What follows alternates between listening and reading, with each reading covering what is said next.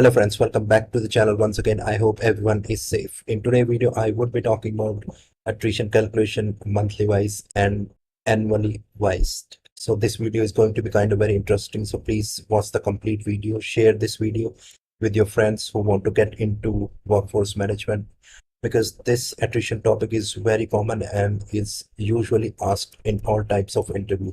If you are appearing for the interview, so please be prepared that that question will definitely be asked.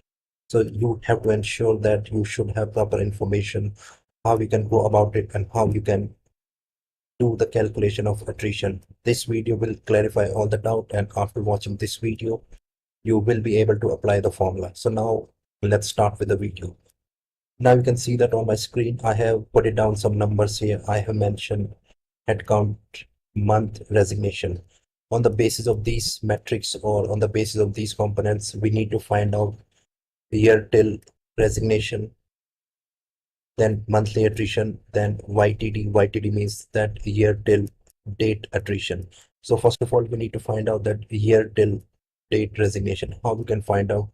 So in the Jan month, the attrition would be same.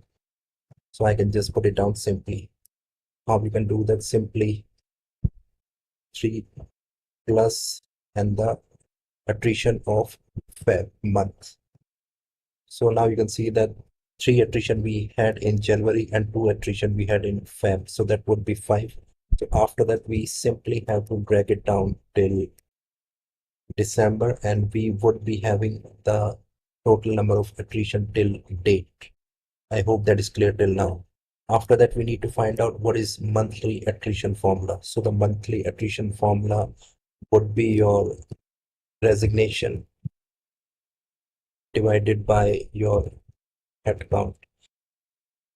So here we would be considering this headcount would be the total headcount average of month starting plus month end. So here the calculation would be of January month. 3 divided by total headcount was 200. So 1.5 is the attrition, monthly attrition for January month. Same month, the same way we have to do it for till December. So this is called monthly attrition.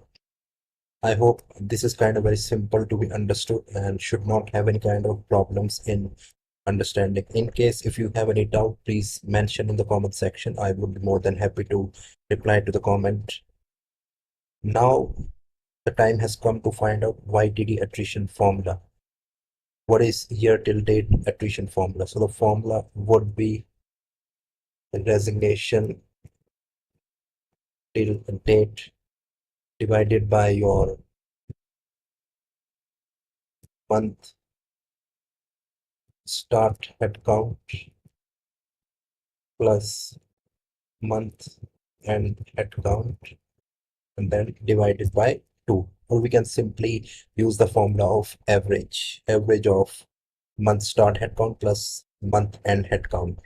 We need to apply that formula here. So YTD attrition would be for January is that resignation till date. So the resignation for January month would be 3 divided by month start headcount.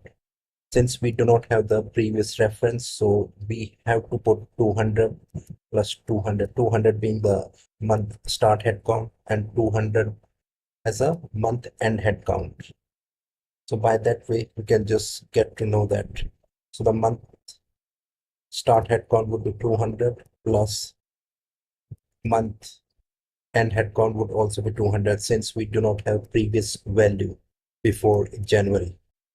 Bracket close, divided by 2, and then one more bracket I have to use here to get the correct value.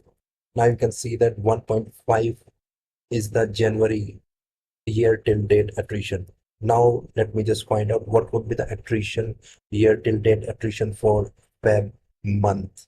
How we can calculate that? Resignation till date would be 5, then again the same formula, divided by your month start headcount. Month start headcount would be the previous month.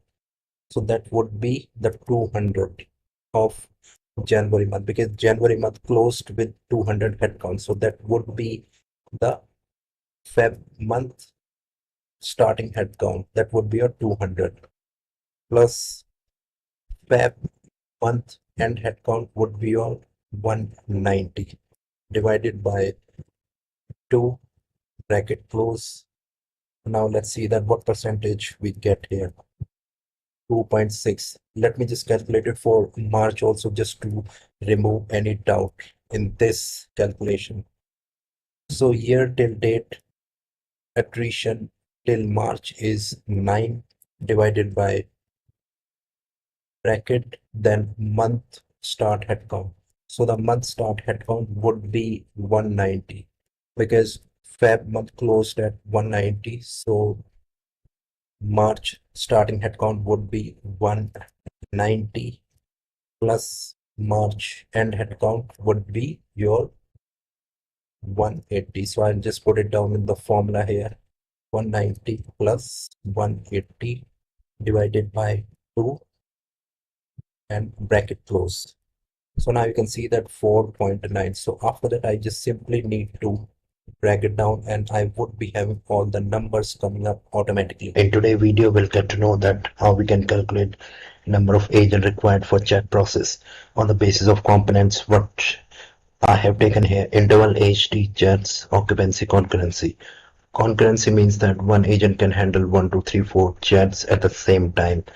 While in calling profile, one agent can handle only one call, but in chat process, one agent can handle multiple chat at the same time.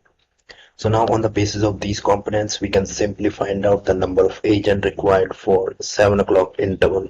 So the formula would be your workload. So your workload would be your HT multiplied by your chat, and the interval time is 30 minutes. In 30 minutes, we have 1800 seconds divided by your occupancy for that particular interval multiplied by concurrency in 7 o'clock interval, that is 4. So the moment I hit the enter, I would be having the number of agent I need to have for 7 o'clock interval. After that, I need to just simply drag it down. So these are the requirement of agent for these particular intervals. It is very important to understand that higher the concurrency, less number of agent we need to have. You can see that in 7 o'clock interval, the concurrency was 4. So we needed to have only 6 agent to handle 100 chats. But if you look at the interval of 8 o'clock, the concurrency is only 2. So we needed to have 15 agent. So I hope that is clear. Thank you so much again. So now you can see that this is the year till date attrition.